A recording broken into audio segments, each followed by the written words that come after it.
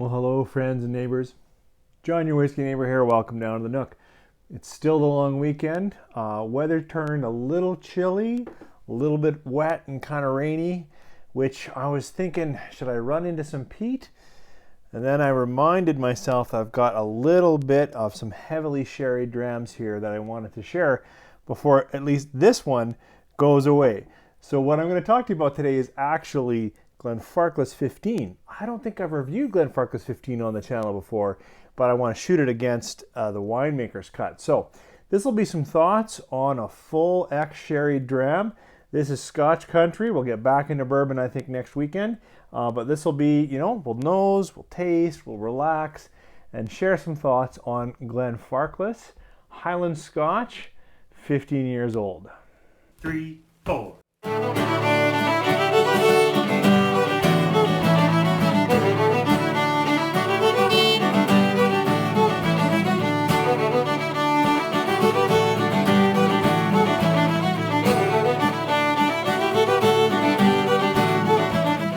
Thanks for staying with me through the break. As I was trying to say in the intro, weather seems to align with something a little more heavy ex-sherried or heavy, richer flavored, and I thought of this bottle of Glenfarclas 15.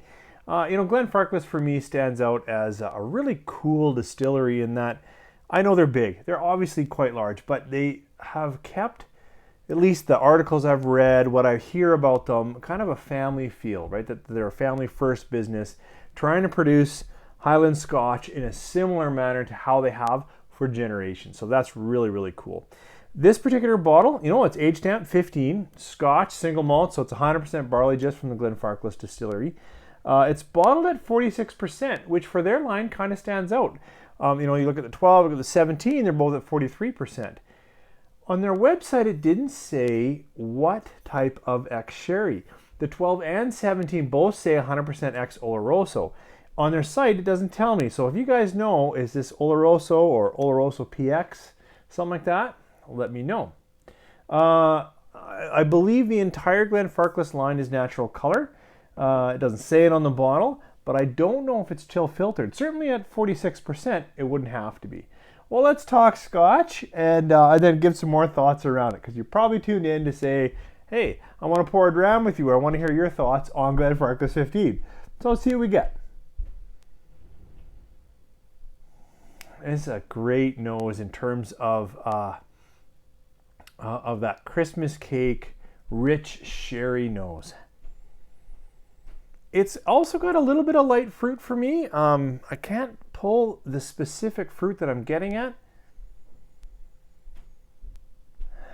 but it's got a sweetness to it in the malt. Yeah, I almost want to say butterscotchy, which is interesting because then I'd be thinking ex-bourbon casking, that kind of thing, but it's got a kind of a sweet richness to the fruit. A little bit of dusty red, a little bit of sulfur perhaps on the nose. But overall, pretty good. Let's see what it tastes like. Sláinte.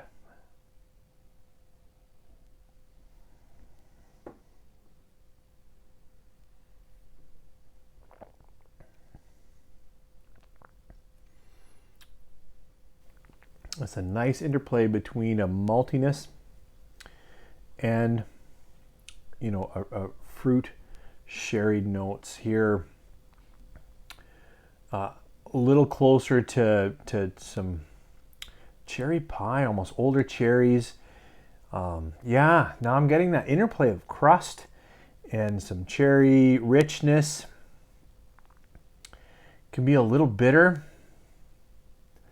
Spicing is peppery or oaky, but not heavy into cinnamons. Just a little bit of lively spice. Better try it again.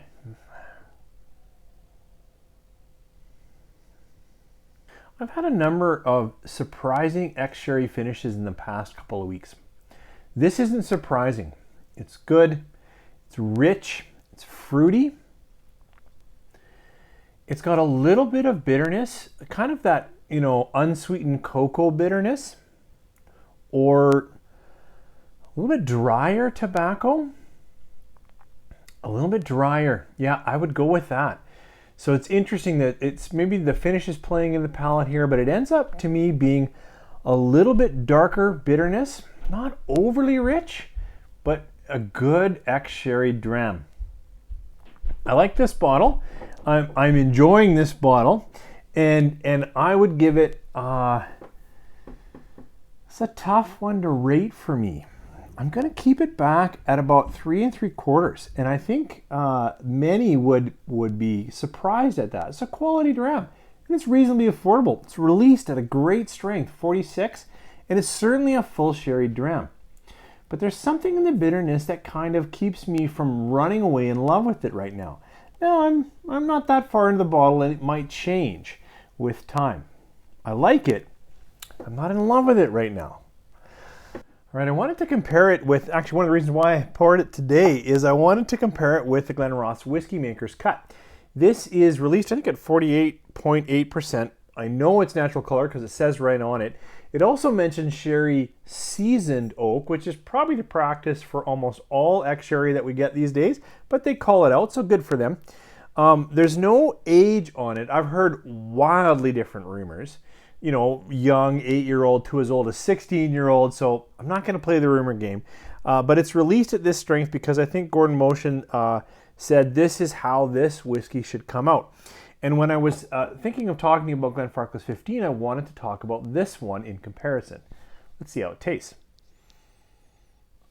So first on the nose.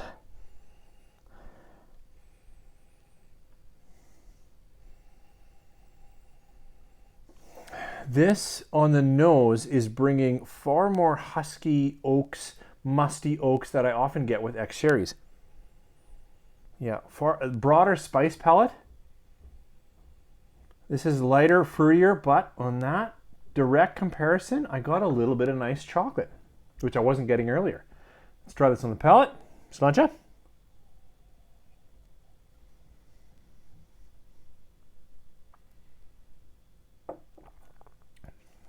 I know it's a couple more percent, but it is bolder in the palate. It is fig, raisin, thick fruits. It's a little punchier,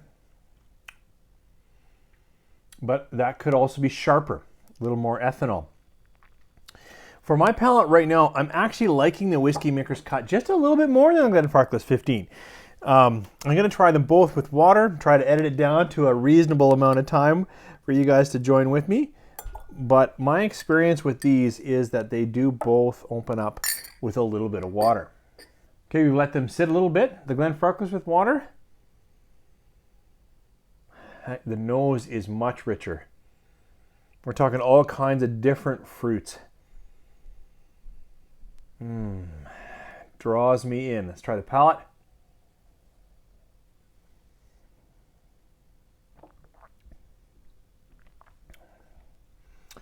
Now, the palate has become more oak and spice forward. The fruits were not helped in the palate. It's more trending into that slight chocolates and spice and oaks. The Whiskey Maker Cut with water. Pretty similar nose, not a lot of change.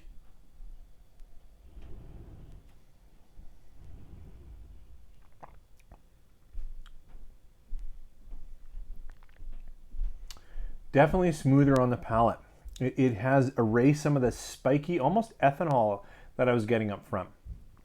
I would take the Whiskey Maker's Cut with a little bit of water on it, but the Glenfarclas was pretty good just the way it was.